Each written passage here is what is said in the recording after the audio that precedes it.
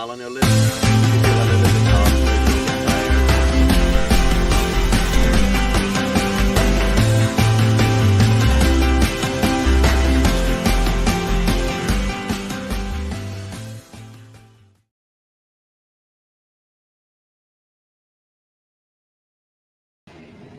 Charlotte Soccer Show, John Hayes, Danny Brams. Danny, we've got the lineup. It's ready to go. Whoa. We've got us hooked up with this lineup here, and we're going to lead the show with it. Why not? Because Dino Smith rings the damn changes, baby. The lineup is here. It's amazing, and this is a first-time lineup that we've never, ever seen before because Urso comes back in for Diani, Pekovic starting for Deagra, Byrne and Malanda are back from their various ailments and travels. And if you look real small in that fine print down on the bottom left of the screen, you're going to see Tiger Smalls making the bench for the first time ever in MLS history. He could potentially make a debut tonight. You know Dino loves his debuts. What do you think, Johnny? Welcome to HopFly. Welcome to the show. We're back, baby.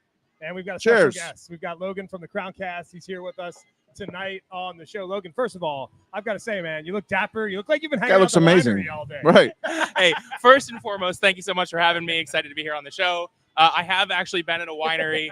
Shout out to Mel and Taylor, who just had their first baby. Oh, they're some friends of mine. I love ever it. since I came into Charlotte, I'm not one of the unicorns. They're doing such a great job as parents early on, and I love it. But they finally reached the point that they can get out a little bit themselves. So they had a little. You got to go out. Get all the friends together. Get in a van. Get a DD.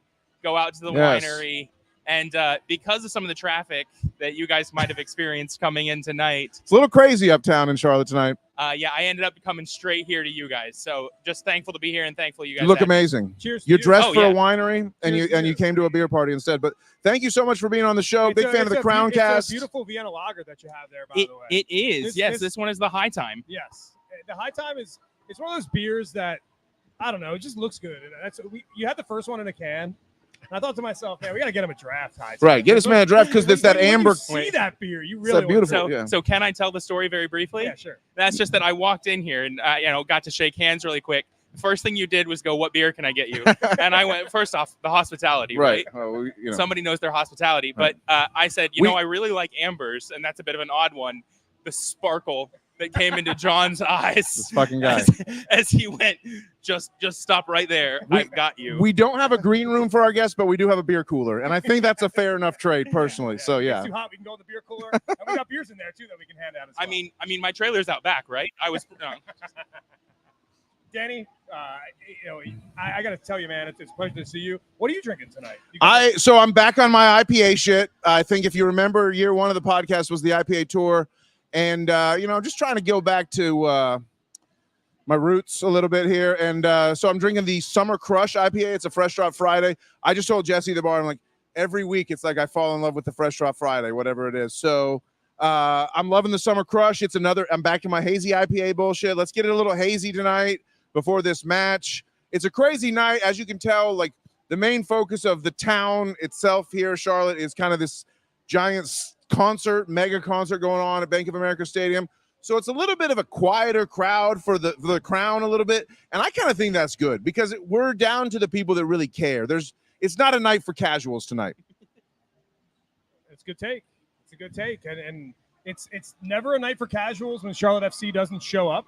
They didn't show up last week against Minnesota, Logan, and that's why you're here tonight. We've got a lot to talk about. This is a massive bounce-back game for Charlotte FC. You do such a nice job on the CrownCast talking about Charlotte FC with your crew. First and foremost, tell us about the show and what y'all have done to create some really nice content for the people that love Charlotte FC. Yeah, the CrownCast started with me and a buddy. Honestly, we started as a bit of a side project. At the time, I was going to get my pilot's license. Hell yeah. I thought I was going to be a pilot. I was going to fly out of Charlotte with one of the big airlines. That did not end up happening. Long story, but either way. Someday. We'll tell it over a few high times sometime. Yeah. 50 minutes. We got time. Yeah. That's fair. We got time. Anyway, what ended up happening was I got really into the weeds of podcasting, and I had always been. I thought you were going to say something else. That's for the after show. Yeah. Into the weeds of what? You guys have to sign up for something different for that story. Anyway, we went in. We started having a really great time doing it. I had been a football fan, soccer fan. We use football. Do you guys prefer soccer, football? I actually prefer football, to be honest, but I don't care. Yeah, I had been a football fan my whole life. It had been the thing that I had always sat down and went, why does this work? Right? Not what happened. Why did what happened happen? And ended up talking about it online. We put it out for fun. Our first episodes were completely unedited. We had no idea what we were doing. That's the way to do it. DIY, baby. Queen City Podcast Network, which is one of the big podcast networks here in Charlotte, Absolutely. saw our show, picked us up and said, hey, we really like what you're doing. We'd like you to come do that for us. So now we do tactical breakdowns. We have our own show. And, like you guys, we get to talk to the fans and the players, and we get to be in the interview rooms, and it's just a special experience. That's one thing I love about the community, and I love the fact that, our show definitely, Johnny's more tactical than I am, but I admit that I kind of like take a whiff on tactics. Like they start talking extreme tactics, and I just start drinking beer. I only but care about tactics because I'm a center back at heart. Right, exactly. You're seeing the whole game. You love that tactical view. But I also love what you're doing on the CrownCast. I know one of your co-hosts, Ewan, is very big and tactical. We've had one of your former co-hosts, Justin Kurtz, the Colonel, has been a guest on this show. So you're doing great things. It's absolutely amazing. And I think that's key. I mean, I don't know what y'all think. Everybody out there, I'd love to hear what you think about this. But, like, on a week where we took our worst loss of the season, probably New England was rough, but 3-0 at home to Minnesota, even a quality Minnesota team is tough. But what I really love is the way that this fan base has come together this week and, like, really found a lot of, like, strength in each other. And I think, like, the love is flowing all, like, we reacted to the loss really well. Nothing bad has happened, and we've all, like, felt the love. It's been great. And I love you guys. And that's why we're here tonight, right? Because you asked, and you do such a good job of this, Danny. Yeah. When we were at the player I try my best this week, we got a chance to speak with Bill Tuoloma. Okay. I showed up for a couple of reasons, but one of the reasons why I showed up was specifically because I wanted to ask Bill about that diving header that he had. And that really nice save. I mean, he should have got that goal. It was such a nice play by Bill. And as a center back at heart, like I just told you, I wanted to show up and just be like, hey, dude, how long have you been thinking about that? And his answer really made me smile because he was like, oh, I haven't stopped thinking about that. And like any center back would, Danny. But at the player availability, you asked Bill Tuoloma, like you have so many times this season at these player availabilities, you've asked about togetherness. Well, it's Dino's favorite word, right? So I'm like, hey, when I get a chance to talk to someone new, I'm always going to, the first time I talk to him, I'm going to get the togetherness question in. Bronny answered it really well. And I think Bill answered it really well as well. And, we talk about the 24-hour rule, right? And it's just like these players have to shake Minnesota off. Can we listen to what Dino had to say about Minnesota and then maybe get a little reaction as we spin it forward? Absolutely. What do you think? And by the way, I see a special guest waiting live from Yankee. Oh, okay. Then we're going to put off the Dino bite. We can listen to Dino anytime. Okay. This is what we do on Charlotte Soccer Show. As you know, we got special guests. We have a guest, a legendary TFOS, a tremendous friend of the show. This guy has come through many, many times for us at the watch parties. Yes. And now he's coming through for us at the damn stadium. We're talking about Lenny Cornacchia. Welcome to Charlotte Soccer Show, Lenny. I've been privileged enough to share some Twitter spaces with you before, and now we're sharing the podcast. Welcome. Thank you. Well, I'm excited to be here. Made the journey up to hang out with my kids, Danny. You met Chris and my daughter-in-law. They're just sitting a couple of rows below me. I got them in the Charlotte section. Well, how cool is that? That's very cool. So show us, give us a little. I mean, you're a beautiful man, Len. I love the goatee, but show us the stadium here a little bit, please. So Yankee Stadium. Wow, you're right behind home plate. What great seats. Exactly. I was not doing any baseball stadium jokes tonight, Dan. Yeah, if I were here Thursday, it would have been. I was here Thursday night. These seats would have been awesome. But they do a pretty good job, as you can see. They fill in that infield grass for soccer, and I've watched a couple of other games this year, and it seems to hold its footing really well, so I don't think they'll have any problems.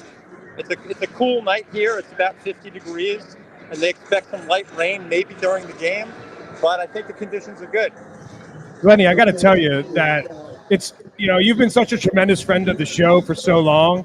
So just to see your smiling face on the show on match day, man, you've made my night by joining us. It's a pleasure to see you, dude. And let me just ask you this, man.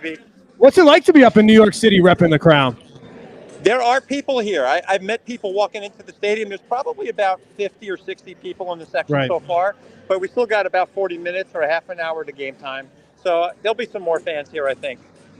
Are we sure about that? Because I don't know. I don't know about NYC attendance. I mean, shout out to my friends at Hudson River Blue who brought us in for a game preview this week. I'm not talking trash. That's not I never talk trash, but I don't see a ton of fans there, Len.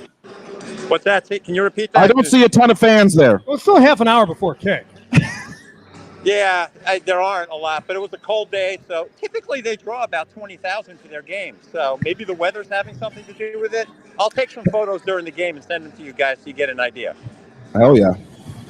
Logan, what you got for Len? I mean, first and foremost, I don't know if anybody saw the beautiful scarf. That is the inaugural season scarf.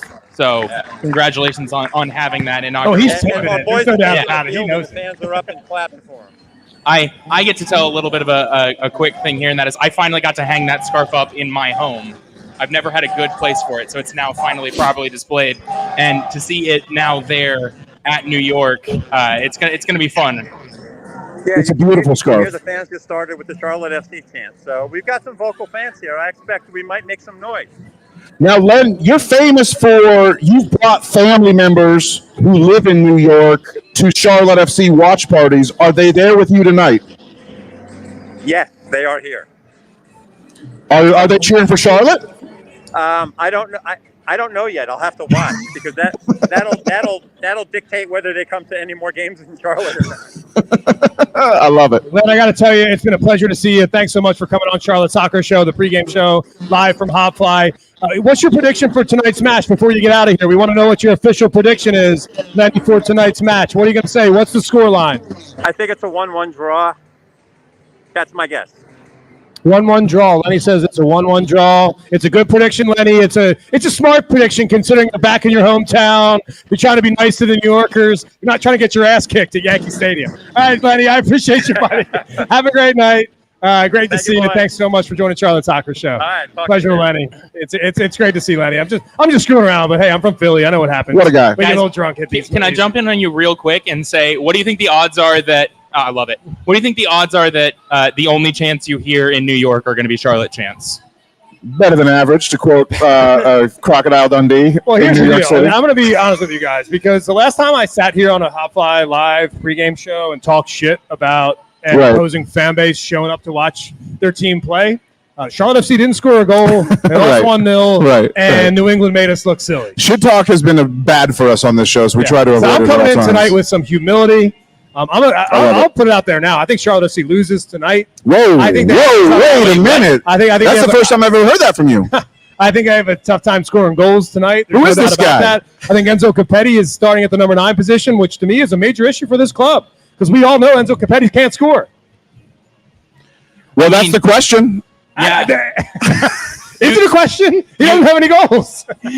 I mean, it is a factual statement. He doesn't have any goals, and I think the real issue with Enzo, people who know me from the CrownCast will know that I have defended a lot of Enzo's off-the-ball work. I've defended a lot of the way he makes selfless runs for his teammates to get into attacking positions. But I did finally have the turnover. If you're a part of our Patreon, you will have heard me say, I hate to say it, but I've given Enzo just about every piece of leeway I can give. Every time I've looked at him and I've said, you know what? He's had injuries. Let's give him a little bit more time. He's making the runs. He's playing defense on offense. And there is a point at which the end stuff matters. Right. The pointy bit of the sword, if it's not sharp, it doesn't cut the other team open. And right now, as much as I hate to say it, Enzo Capetti doesn't look to be in a headspace, and he doesn't look to be in a physical space where whether it's entirely on him or whether it's 70% on him, whether it's he doesn't understand the ball that's going to come into him, whatever the disconnect is for Enzo, it doesn't look like it's getting better. And worse, Enzo looks like his mentality is starting to back off. And I don't love seeing either of those things. Enzo is a big talking point tonight. All right, so let's cue up Dean. Dean talk. We're going to skip the Dean on Minnesota. We're not looking backwards. We're going to skip straight ahead. We're going to skip some of the previously planned programming and go to this is first. I got 2 sound bites from Dino. This is him first talking about Enzo and Brecht and just the production from both the 9 and 10 positions here. Yeah, no, he's definitely still a work in progress.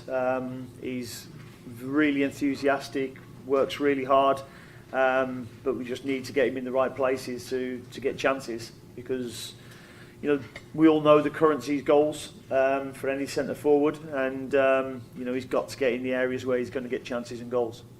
Oh, that's certainly an area where we need to do better. I think we all know that. We've been working on it over the last 3-4 weeks. As I said before, I think defensively we've been really solid until 5-minute spell last week. But in terms of our creativity, we've had some big chances that we haven't taken. Last week was a case of moments that we didn't take as well. We had some great opportunities to create big moments, and technically, I think we just failed on that. Well, what about it, boys? I mean, he's saying the right things, right? He's saying he's defending his players, but saying we need more production. Yeah, I mean, if you don't mind my jumping in here. Jump in. Please do. That's why you're on You have the to show actually tonight, jump this time, though. That's the second time you said it, I need a jump. Thank you. Yeah, thank you. Appreciate People are you. going to find out that I'm actually not that athletic. I wasn't can't looking jump for very your well. highest vertical. I just needed a hop, Yeah, at that's least, fair enough. minimum. Especially, I mean, way to plug HopFly. Right. Well done. Exactly. Well, I don't believe know I if you can did fly. that on purpose. Yeah. If you did, very well done. I think my statement on Dean is that you see the professionalism in him, right? He knows how to send a message through the media, and he knows when to add a little bit more pressure through the media, and he knows when to sort of let the media have their story, but take the blame. And I do think that there's an element of the old hand who knows how to play his cards that we see in Dean Smith that we did not necessarily see in previous managers. I mean, Absolutely. let's be honest. Dean's running circles around us local media. I haven't asked it. I've thrown softball after softball at Dean every time I've ever talked to him. Like I'm not exactly grilling this guy. Well, there's no reason to this early in his career either, right? Right. I think, and it goes back to something that we talked about before we went live here on the pregame show here at HopFly is that, what did you expect from this team to start the season? Was this team going to be good immediately? Was Enzo Capetti going to be one of the best players in the league? Or was this going to be a long-term project? I think if me specifically, when I've sat in the press conference room and have wanted to ask a question, and when I've felt like maybe it's time to ask a really difficult one, I've tried to remind myself that this is a bit of a project for Dean Smith, and I know you came into the season thinking that along those same lines. Yeah, I may not have the most popular opinion on this. That's all right. but Popularity is not an issue. We're just trying to make cogent points here. Yeah, I mean, I can tell you that if you look across the type of squad we have, what we have is we can all name the players that we look at and we go, that guy could be one of the best players in the league. He's just not there yet, right? Does anybody think Kerwin Vargas couldn't be one of the best wingers in the MLS? No, he's just not there yet. Protect Kerwin Vargas at all costs. Yeah. I mean, it's been said on the show many times. Does anyone think that Jalen Lindsey couldn't be one of the best attacking fullbacks that this league has ever seen? I don't think most people think that, but I know where I think that I do think that, to be honest, but I don't think most people think that. I think he is MLS DNA, Jalen Lindsey does. But so all of these players have inherent challenges in their game, right? Jalen Lindsey, significant challenges on defense, right? Kerwin Vargas, significant challenges when it comes to playing in small spaces. A lot of these guys who we look at and we say, if I give you 2 years under people who really, really know this game, not just know it from the on-field stuff, but know how to train, know how to show up at the locker room on time, know how to interact with people from foreign countries who you can't speak their language. And we're talking Dean Smith, Miles Joseph, Tommy Wilson. It's the whole enchilada there, for sure. It's not just Dean. And it's not just the people above, it's the people in the squad. Yeah. Right. I love Ashley Westwood to death, but I will die on the hill that says Ashley Westwood is the best player in MLS for 20 minutes. And, for that 20-minute stretch, And after that, he is physically forced to reduce his game from what he knows he could do 5 years ago. And he's still a great passer. He's still a great field controller. He's still a great captain, but he's not going to make that bombing run. Well, let me ask you about Ashley Westwood specifically. Second half goal versus Columbus. We asked him about playing the number 10 position. Right at this stage in his career, right?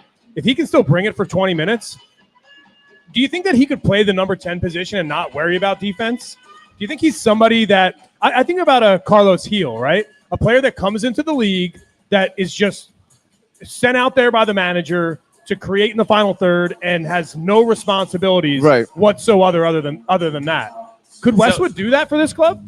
So I like your thought process. So where I end up with that one is the most famous one, and this will have a bit more meaning to me and Danny. and that is the Mesut position, right? The ethereal floating player who can break lines but isn't expected to do anything else. Right. And I wouldn't mind seeing it from Westwood. He's our most technically gifted player. And I think that you're correct in that. I guess my question is, then you have to ask the question is, has football moved beyond that? Right? Are defenses ready to play out of any sort of press that has a number 10 who's not pressing with it? And in the MLS, I think you're just reaching the edge of the leagues where defenders are talented enough on the ball. I mean, you think about our side. Bill Tuiloma may not be my favorite defender of all time, but how good is he at hitting a ball over the top? Yeah, if you give Bill Tuiloma space, he can hit. Yeah. Secondary assist, long ball to Enzo's head that fell to Kerwin's feet and became a goal for sure against Toronto. And that's the guy off of our bench. Yeah, right. Right. If you talk about Jalen Lindsey's off our bench too. You mentioned earlier. Yeah. One of our central defenders, who's a part of the main pair, is previously a defensive midfielder who was there because of his passing ability. Right. So MLS is, I think, just reaching the level that if he was going to be that, he would have to be unstoppably good. I mean, he would have to make not 4 assists a game is too much. He would have to be making an XGA. Like Lucho, good. Yeah. He'd have to be making an XGA of like 1.5 a game. Like Carlos Vela, good. Yes. Right? Like somebody that has made an impact on this league, like Gareth Bale, good for LAFC. Somebody that you literally just play and know that you're going to get a goal when they give you 30 minutes. So I guess the question is, can he be that for 20 minutes? I mean, I'd settle for Carlos Heelgood. I might say no to that question, but I still want to see him try. You know what's funny is I want to see it too. Yeah. Right. At this point, why not? I mean, just experiment with anything. We're talking about Westwood here, and I think that's a really good discussion. I appreciate everything I said. I want to let's move on. I do want to spin it back to Copetti because he is the man of the moment and he needs to score. And I think it's important to bring this up. This comment from Nick Hazer. My bad. I took that down. It's okay. I put it back up. It's okay to say the Copetti experiment at Charlotte FC is over. That's not hating. Like so many times when you criticize Copetti, it's considered hating. And I want to play another soundbite from Dean. Can I just say something real quick? You can say anything you want. Hey, Nick, I got bad news for you. It's not over. He's starting tonight. Yeah, it's not technically over. Yeah, for sure. But hey, I mean, Casey Williams agrees, and Casey's been one of our best commenters tonight, so I got to put that up there. I want to say this show. What I thought when we played the previous Dean soundbite, we love what Dino says, his communication to players through the media, as you mentioned, Logan. But this is a soundbite that I never want to hear again from Dino, and I give Dino so much leeway and love that I don't want to at some point. And I promise you, the next time I have a chance to ask Dean. I talked about the softballs I've been lobbing the gaffer all year. I'm going to nail him down on this one because this needs to stop.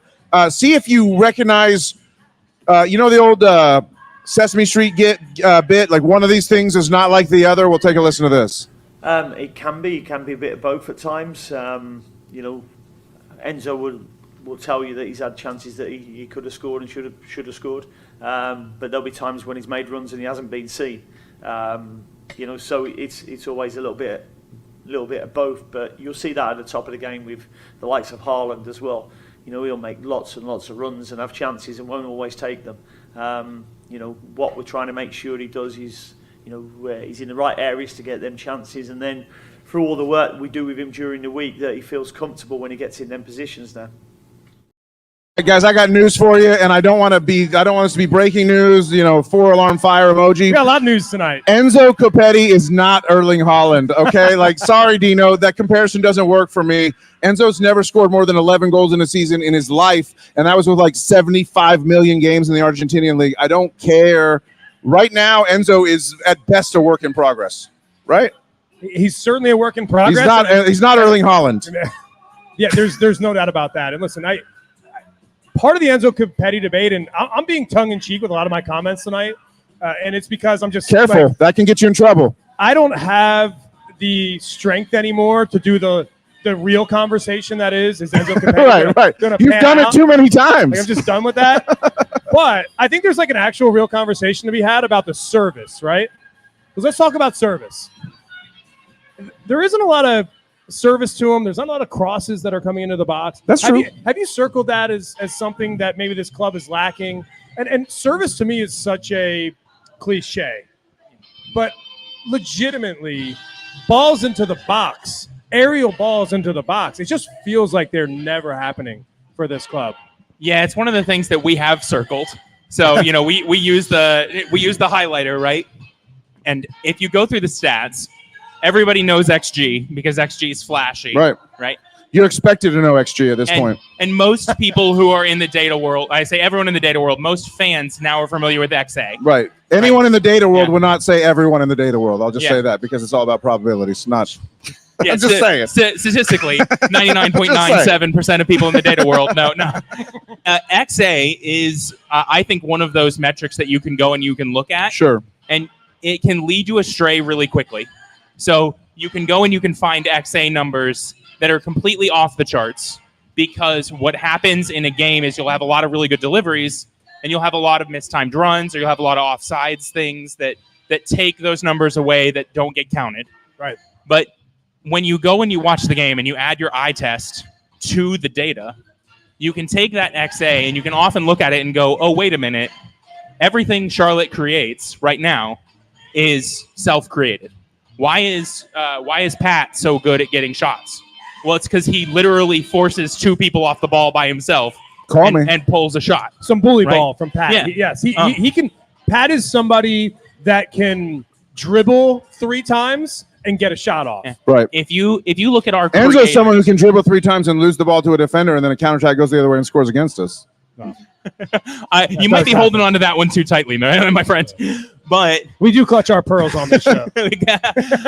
If you look at our creators in this team, you would generally say that the top 3 would be the people who play the number 10 in Breck Diagata. You'd say it's Scott Arfield. And then you'd probably look back and say you'd be expecting something from Ashley Westwood. Would you say that's fair? You're just talking about mid center players, not wingers? Okay, sure, yeah. Absolutely. Breck Diagata is a winger who is specifically good. I disagree, but Breck Diagata is a second lane player, right? He's not. Well, he's not actually, on the to be honest, I'll revise my statement. He has been playing like a winger if you look at where he gets on the field, but he should be through the middle. But Breck Diagata is a player who is particularly good at being wide and coming in to either play the last pass or score the last pass. What is Scott Arfield? Columbus. Scott Arfield is a late arrival player. Scott Arfield is somebody who wants the play to be happening in the box and go, ooh, space has opened up. I'm going to run in late, and I'm going to crush this. 1 touch into the goal. If you look at Ashley Westwood, who I do think, we talked about him playing that 10, Ashley Westwood is now being responsible for the defensive proposition of our team. So anyone who says we don't have creative problems isn't necessarily looking at what we have in our team, whether or not those players are capable of overcoming the position and creating more down the road. It's always an unknown. But right now, there look to be a lot of players who aren't suited to that role. Well, there's 2 players that we haven't talked about on the show so far. Okay, let's go. And it's 2 players that I've kind of maybe circled as players that could fix this issue, and it's Liel Abada, just with his pace, with his late runs into the box, and it's because he's starting tonight. It's Pekovic. And Nico, he's playing the 10. Let's go. So I'm not saying that he's the guy that's going to get the job done, Nico, but at the same time, he's got the opportunity tonight. So what can Pekovic and Abada do tonight to kind of fix this issue for Charlotte FC? Well, I mean, fix is always going to be a strong word, but I think the thing that I really enjoy about Nikola Pekovic is he's been told he has the opportunity to mess up. He's been told clearly, if you look at the time he's gotten time in the team, that they want him to play the dagger ball. They want him to play the dagger run. And if it doesn't work, if it doesn't come to fruition, that's okay. I personally have some questions about whether or not he should be in that advanced position anyway. I think that he has always shown talent as that 6-ish role. But if Dean sees that potential in him to be up in that 10 and to be that attacking dynamic creator, who am I to say no?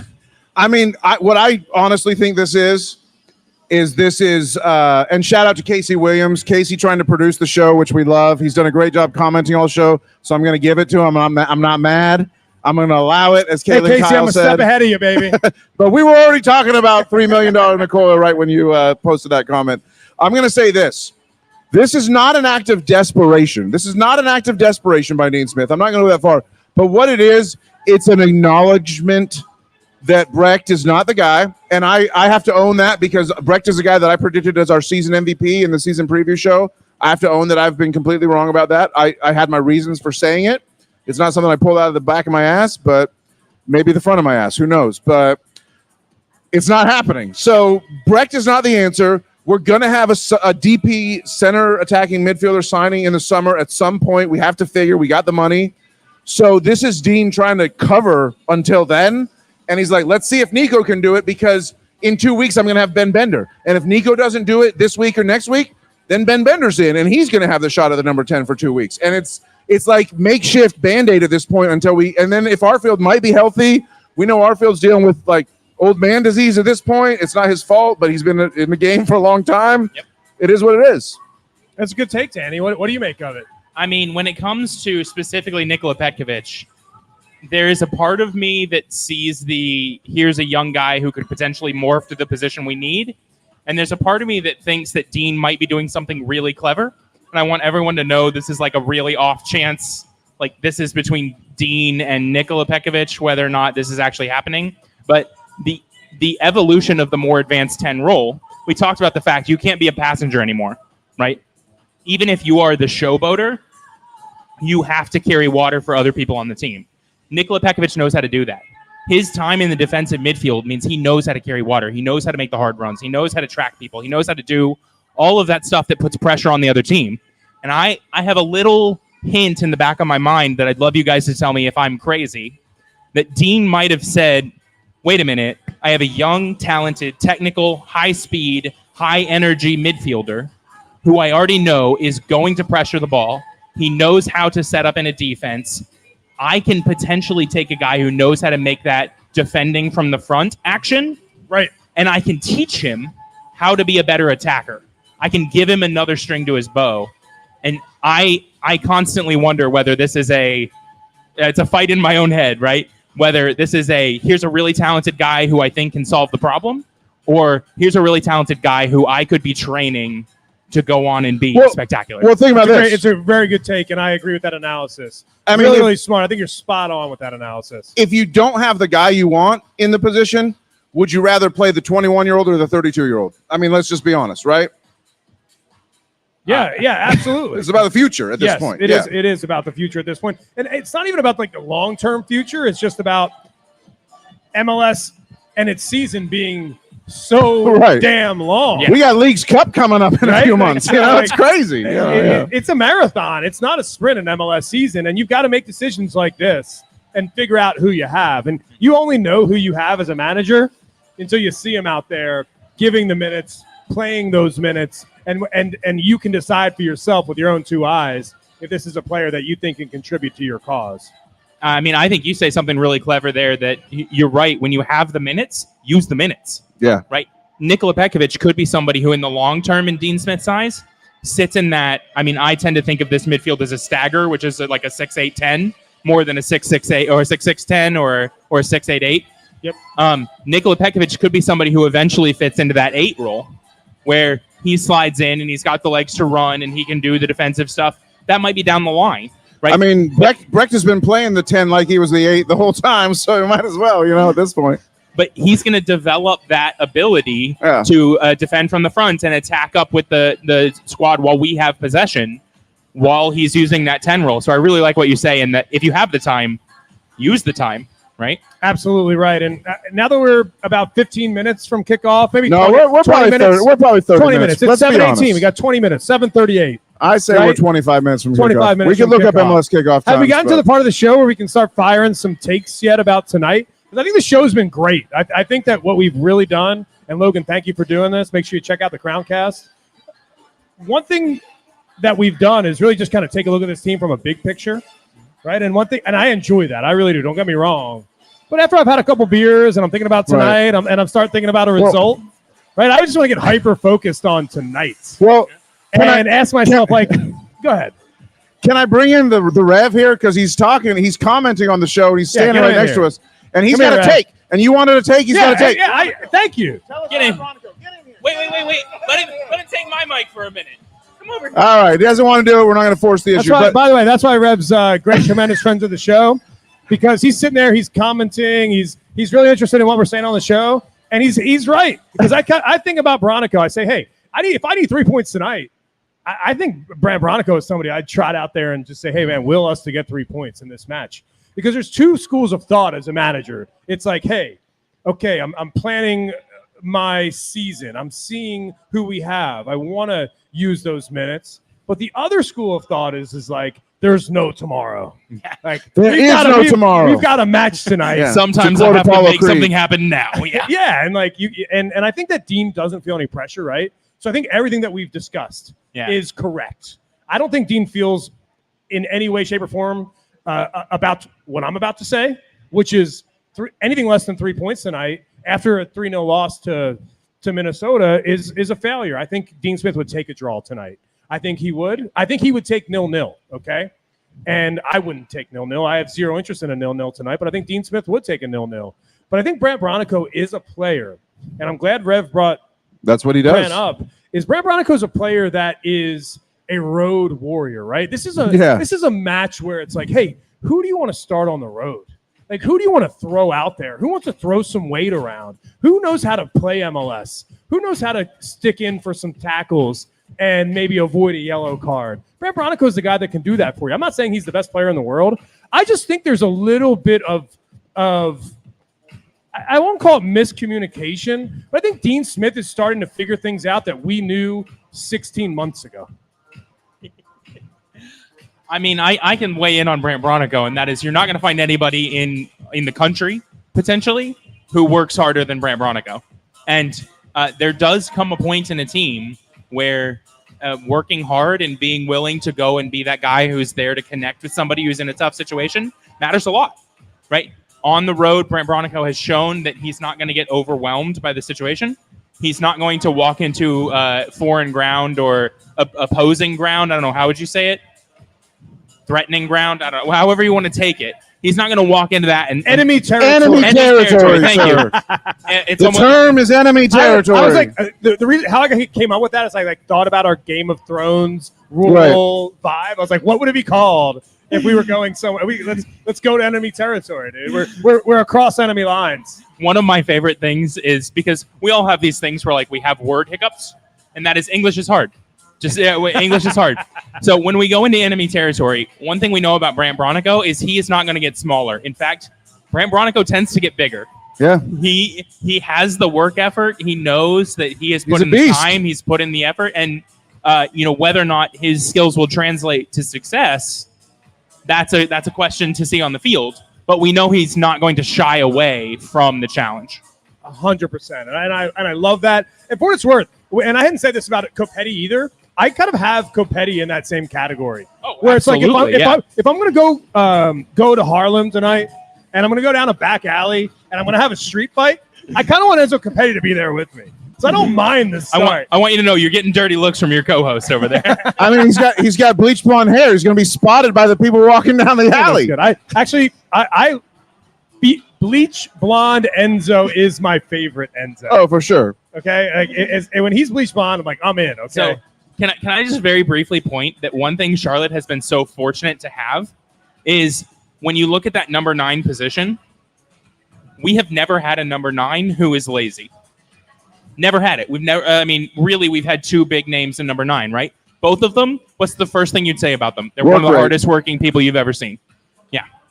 And that's special. And even Danny Rios worked his ass off for sure. Yeah, absolutely. Miss that guy. Danny Rios. Miss that guy every time I think of Philadelphia. I miss that guy's jawline. Are you kidding? Yeah. Well, hey, you ain't wrong about that.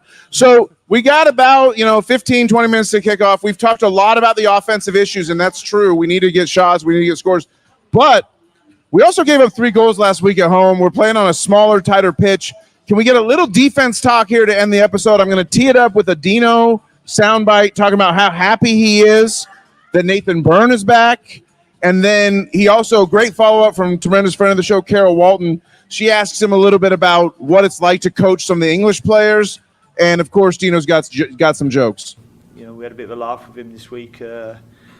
We put pictures of him on a tour bus in London and Big Ben and the London Eye.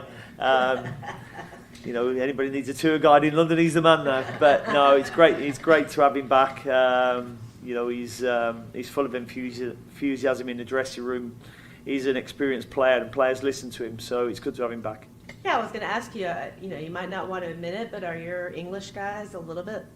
You treat them a little bit like your sons, and maybe a little bit harder on them than you are some of your other boys. No, I don't think so. They probably get my banter a little bit better, so you know, they can handle that a little bit better. But Nathan gets a little bit of it. You know, It's banter, baby. I don't want to make a bad impression on Logan. Where'd Logan go? Oh, there he is. Hey, Logan. Hey. What you guys don't know is over there, your great friend of the show. I believe it's Chris, correct? Yes. Chris, among other names. Chris had some insights. Of course, he always does. He'll tell you off the air, but he won't tell us on the air. Yeah, all I can do is beg and borrow that he comes over here and uses this mic to share. But, you know. I don't want to, you know, I don't want to. Logan has been so nice to give us his time. Yeah, it's been and amazing. I feel so bad that he has to be on the air with me as I want to bitch and moan. But I'm just not in a laughing mood this week, Dino. And Dino's been joking. Dino Nothing's was fucking laughing funny, all. Yeah, dude. yeah. I'm Nothing's with that. funny. I'm with that. We lost our worst game of the year, and Dino had a lot of jokes at the press conference. For sure. I'm not even playing his whole baseball field jokes because I don't want to trigger any NYC fans that might be watching. So I'll just put it that way, and then I'm done because I've been enjoying my time. I'm having some beers. There's good friends here, and I'm just Kickoff is approaching. going to leave it at that. Well, what do you think about the defense, though? Is it good that Melanda and Burner are back? I mean, well, there was a point to this. That's whole why thing. Logan's here. Yeah. I mean, my statement on Melanda is that, you know, we talked about, or you guys talked about on a previous show, that the difference between Melanda and Bill Tuiloma, Billy T. how big is the actual difference, right? And one of the things that we talked about on our latest show is that the difference doesn't necessarily have to be that big. If you were to take everybody's abilities and you rank them and you number them, the end result, maybe you say the player's an 87 out of 100, right, for whatever football game you're playing at the time. The number may not be that different, but the way those skills interact with the team can be very different, right? And I think that when Adilson Melanda is not in this team, we experience a domino effect. We experience not just the change between Bill Tuiloma and Adilson Melanda, we experience how that affects Andrew Privet. Andrew Privet has to drop deeper. Right. He gets more central because Andrew Privet becomes the key defender, right? He's the one who's responsible for the over-the-top ball. He has to set the line height. He becomes instead of being over there on that left pod, a part of the defense, he becomes the one running it from the outside in. And you were a center back, correct? Yes. So you know exactly what I'm talking about. Somebody at all points in times has to have that grand view of the field. And right now, when we don't have Adilson Melanda, it has to be Andrew Privet. So the way that dominoes across our field really has adverse, challenging effects on our defense. Great comment from Justin K, echoing exactly what you just said, Logan, which is there's not necessarily an individual talent gulf between the two, but Addy is the organizer. At his young, tender age, he's the veteran leader of the back line. He is. And one of the things that he does better than anybody on our team, two of the things. I'll give you two of them. Give us two. One. I'm greedy. Give me three. I don't know that I have three. I'm sorry. I've only got so much. If I could give you more, I would. One of the things is he is our aerial dominance. Yeah. When balls come into our box, who is 90% of the time the one who wins that header? It's Adilson Melanda. Totally. And when we do push our line height up high, when we say to the other team, hey, we're going to trap you in, and if you want to go over the top, try it, who's the person that's running back in that duel? It's Adilson Melanda. Now, my question to both of you is, if Adilson Melanda is not there, do you want Andrew Privet in that duel? Do you want Bill Tuiloma in that duel? Who do you want in that duel? Right? Not that any of them are individually bad at it, but Adilson Melanda is running back towards his goal with an attacker on his shoulder, and you go, it's fine. Adilson's winning that. Right? Yeah, I choose Privet in that scenario. I think he had some really game-saving tackles earlier in the season. That's a great point. Not necessarily good on memory that on you. Yeah. Against NYC. Yeah, totally. Andrew Privet was in a really good moment there. And I think that his midfield experience gives him that ability to track back. I think Bill Tuiloma is just your classic center back. I thought it was interesting. We talked to Gio Savarese on the show this week, who coached Bill for 3 or 4 years. And he talked about Bill Tuoloma as a right back. And I'm not saying that Bill could play right back tonight, but I do think back to how Bill Tuoloma got into Christian Latanzio's side, and I vividly remember him playing right back one match, and I thought to myself, like, I actually don't hate that, because what it does is, and with Yuri Urinen on the other side, what it does is it really allows you to morph into a back three. Right, if you think about Bill Tuoloma playing right back, what you can do is you can send your left back really high, right, and you can bomb them down the left side. And all of a sudden, you've got 3 center backs in the back playing this back three. I think Bill Tuoloma offers a little bit of flexibility there. Dean is way too pragmatic to do that right now, but right, a couple months from now, who knows? Bill's always was best in a back three in Portland. He always had his best advanced stats when he was in a back three, for sure. Bridget McCall hanging out. Bridget, what's up? And I want to say this, Bridget, showing you love. Appreciate it, Bridget. Thank you so much. Bridget brought this up in relation to your Privet and Milana take. But let's just be honest. You've had great insight the entire episode. So this is an evergreen comment from our friend Bridget. Thank you. Unfortunately, the game's going to start in like 10 minutes. We're close, just keep talking to get your insight. To the millions around the world watching, we're going to keep going. Thanks so much for coming on. The great thing about talking football with people who live in the football world is you can just sit here and talk about it, right? Yeah, like exactly. you could go all the way through the list. So thank you so much for having me. This has been really special. Well, can I ask you this? Let's end on this, or at least launch our. We're starting our descent towards the end. The descent. Seat backs up, tray tables up. Exactly. In the pilot world, we're on approach. But I want to exactly. There you go, pilot guy. So I want to ask y'all about the future of Charlotte FC, and I want to know, like, what's the deal with Yuri Tavares?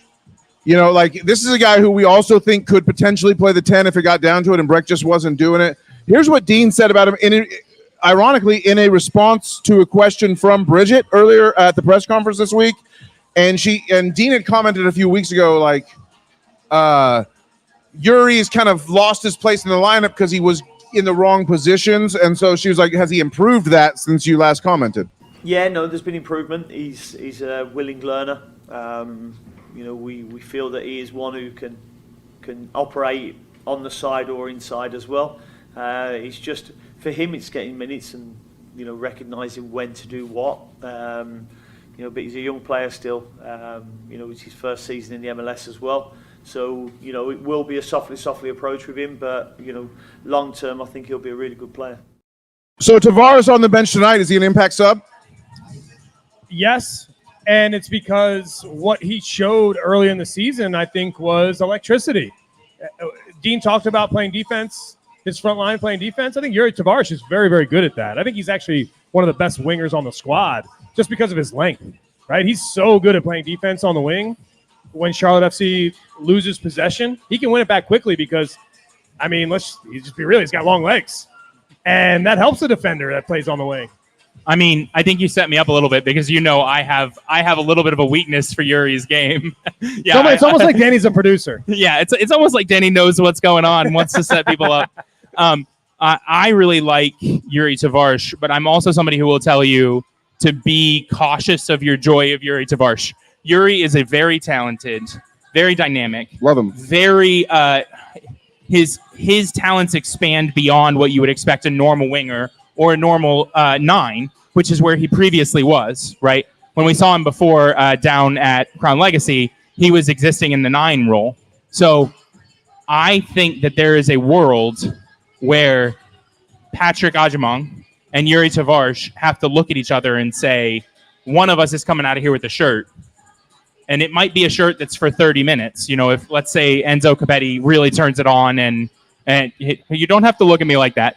Do you really see Tavares replacing Ajimong? I think there's a world. I think he's more of a 10. I think there's a world where if we play, so we're talking about Liel Labata coming off the side, right? Right. Liel Labata and Kerwin Vargas are both players who are going to want to make outside to inside runs 100%. At goalposts. What's one of the best ways you create this opportunity for a player? You draw a defense out with a 9 who comes infield. This is, it's now not the most modern version of the game, but Pep Guardiola, really brought it into play. Julian Alvarez, yeah. And I think that Yuri Tavares is a unique combination of a player who, if he develops, right, we're talking about a young man, not a complete player, and this is why I'm hesitant to say it. If he develops, has the technical ability to make those close-in passes, He has the height to challenge the balls over top, be a threat for set pieces, things like that. He has the shooting ability on both his left and right foot, and he has the size to muscle people off the ball, much the same way Pat does. All of those things he will need to go and improve on, but he has all of them in his locker already. It's not a matter of redefining.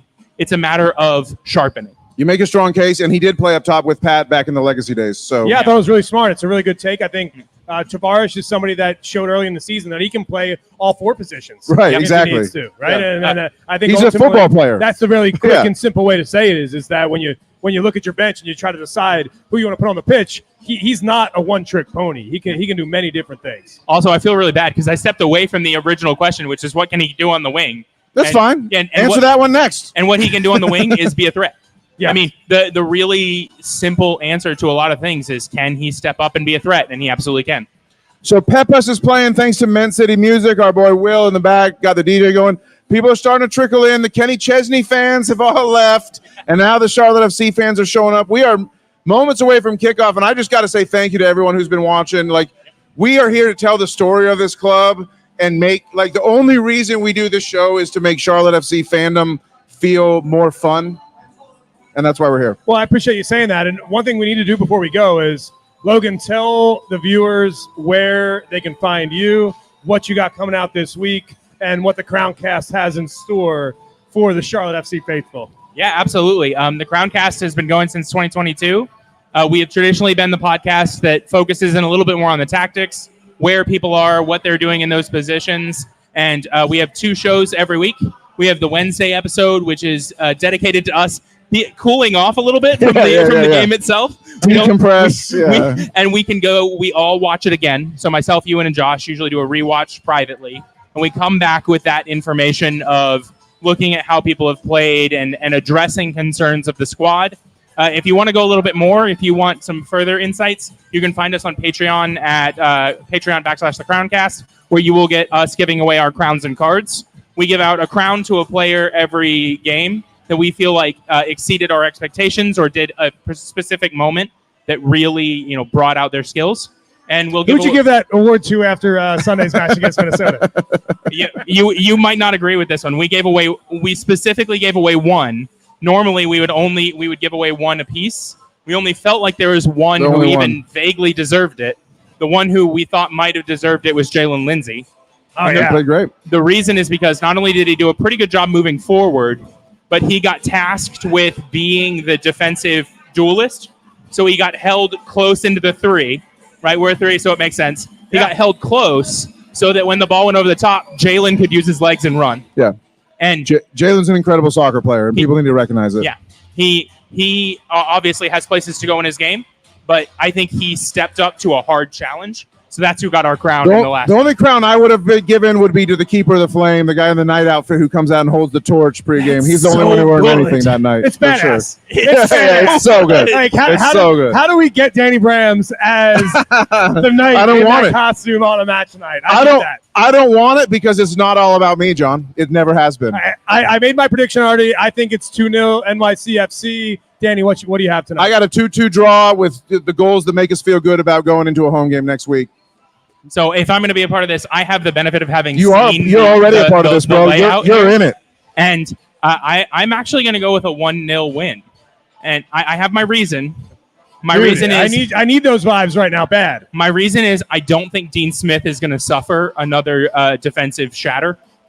I think he's going to tell the team today, Nathan Burns in, Adilson Milanda's in. We have seen. He talked about Jabril Gianni, who was making those marauding runs forward that he didn't love. He pulled him out and put Junior Urso in, who we know is going to do the job and was a part of the team early, right?